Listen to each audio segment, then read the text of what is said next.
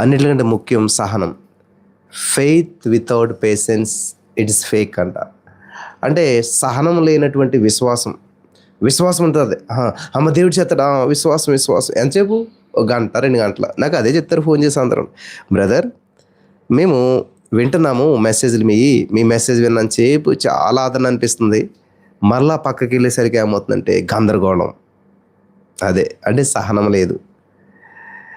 నువ్వు విన్నావు, విశ్వాసం వచ్చింది, దాన్ని పట్టుకోవాలన్నమాట. నువ్వు నమ్మేసావు, ఆల్రెడీ ఈ స్వస్థత ఇచ్చేశాడు, ఈ రోగం తీసేశాడు, ఈ అప్పు నుంచి విడిపించేశాడు, థ్యాంక్ యూ జీసస్, హల్లెలూయా.